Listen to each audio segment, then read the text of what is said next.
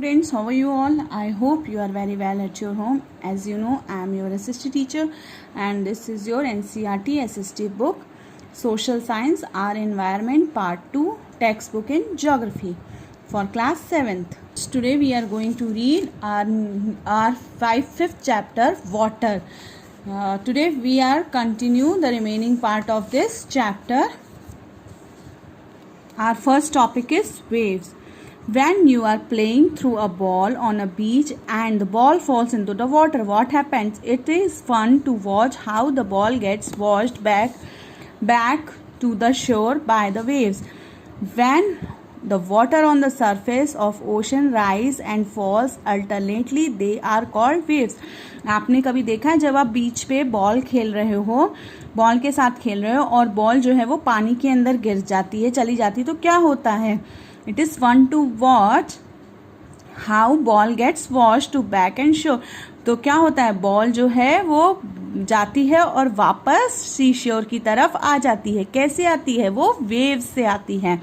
When the water on the surface of the ocean rise, falls alternately, they are called waves. अब जो ocean में जो लंबी लंबी ऊंची ऊंची लहरें उठती हैं उनको हम क्या बोलते हैं? उनको हम वेव्स बोलते हैं. उन वेव्स के थ्रू जब हम बॉल खेलते हैं, अगर बॉल जाती है तो उन वेव्स के थ्रू वो बॉल हमारी वापस शोर तक आ जाती है. During a storm, the winds blow very high speed from a huge waves. जब तूफान के समय जो हवा होती है वो कैसे बहती है? बहुत हाई स्पीड के साथ, बहुत तेजी से बड़ी बड़ी लहरों के साथ उठने लगती हैं. They may cause tremendous destructions.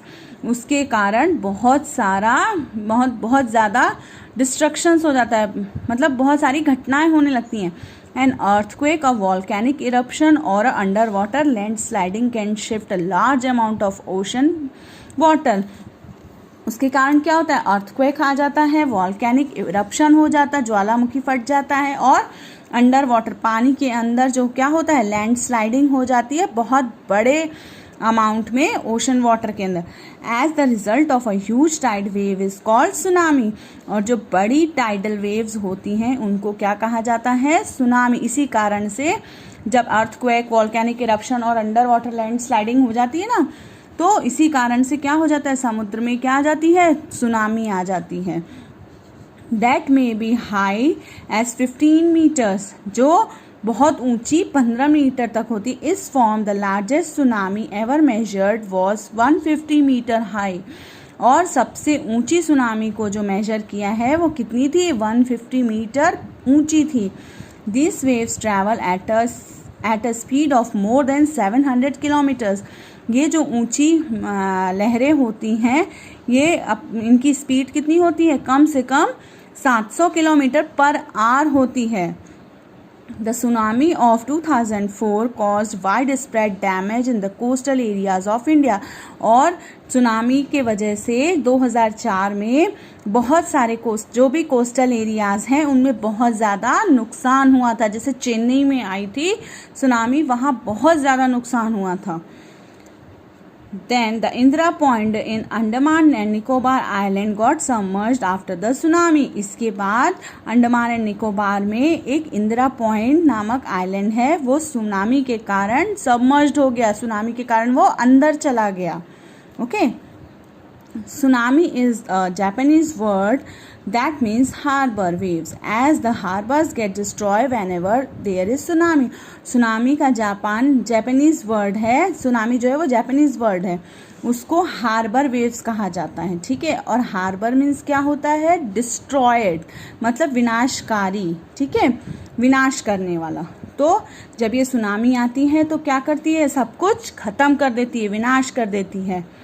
Waves are formed when wind scrapes across the ocean surface. The stronger wind blows and bigger waves becomes. Tide.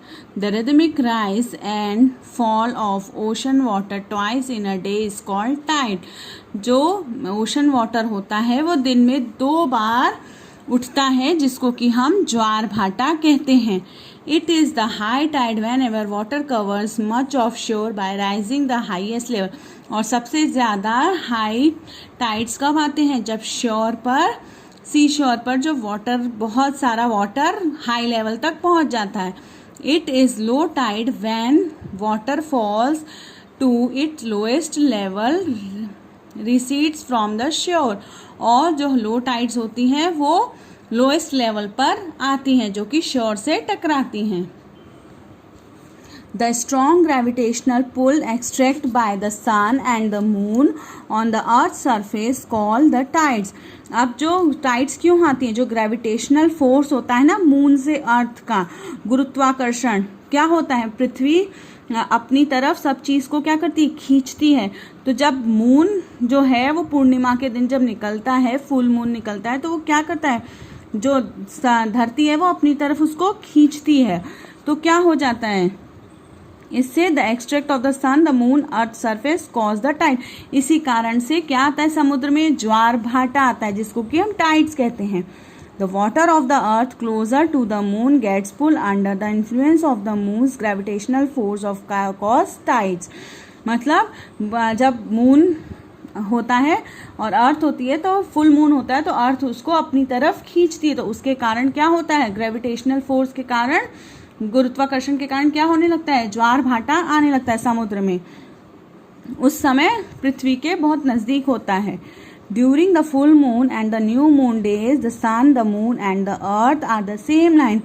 अब क्या होता है? फुल मून के दिन या न्यू मून के दिन क्या होता है? सन, मून और अर्थ क्या होते हैं? एक ही लाइन में होते हैं. Just look at the picture. Neap tide, sun, moon and earth. और spring tide, sun, moon and earth. ये क्या होते हैं? आपस में एक ही लाइन में होते हैं. These tides are called spring tides. जब ये तीनों एक ही लाइन में होते हैं तो इनको हम क्या बोलते हैं? सन, मून और अर्थ एक ही लाइन में होते हैं तो इनको हम स्प्रिंग टाइड्स बोलते हैं. Okay. But when the moon is in its first and the last quarter, the ocean water gets drawn in diagonally opposite direction. The gravitational force, the gravitational pull of sun, moon resulting a low tide. अब low tide कैसे होता है? अब इसमें क्या होता है? सन इधर है, अर्थ इधर है और मून अर्थ के इस तरफ है, तो उस टाइम क्या हो जाता है? लो टाइड्स आती है. और फिर क्या होता है? These tides are called neap tides. और इसको हम क्या बोलते हैं? नीप टाइड्स बोलते हैं. High tides help in navigation. High tides जो होती हैं वो किस लिए हेल्प करती हैं? नेविगेशन के लिए. They rise the water level close to the shore, जो कि वाटर लेवल के बहुत पास होती हैं शोर पर. The help of the ship to arrive the harbour more easily. इससे जो शिप्स होते हैं उनको हार्बर तक पहुंचने में बहुत आसानी होती है. The high tides also help in fishing. Many more fish come closer to the shore during the high tides. अब हाई टाइड्स के दौरान क्या होता है? जो फिशेस होती हैं वो बहुत सारी फिशेस हाई टाइड के दौरान कहाँ पर आ जाती हैं? शोर पर आ जाती हैं. तो फिशिंग के लिए भी ये बहुत अच्छा होता है. These enables fishermen to get plentifully catch, जिससे कि जो फिशरमैन्स होते हैं वो फिशेस को आराम से पकड़ सकते हैं. The rise and fall of water due to the tides is being generate electricity in some places. Tides के कारण क्या होता है? कहीं कहीं पर इलेक्ट्रिसिटी भी जनरेट हो जाती है. Now ocean currents. अब समुद्री currents. Ocean currents are a stream of water flowing continuously of the ocean surface definite direction. The ocean currents may be warm or cold.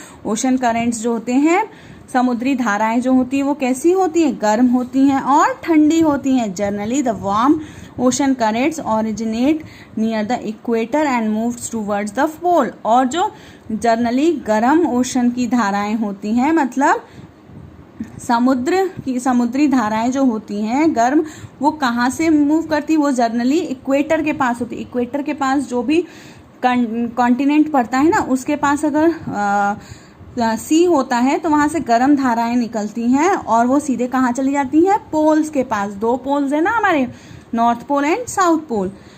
अब the cold currents carry water from polar और higher latitude to tropical और lower latitudes. अब जो ठंडी धाराएं होती हैं वो क्या करती हैं? वो अपने साथ साथ मतलब हायर और वो पोलर से लेकर हायर लैटिट्यूड और ट्रॉपिकल से लोअर लैटिट्यूड्स की तरफ बहती हैं। The Labrador ocean current is cold current. जो लैब्राडोर ओशन का करंट है वो कैसा है, ठंडा है।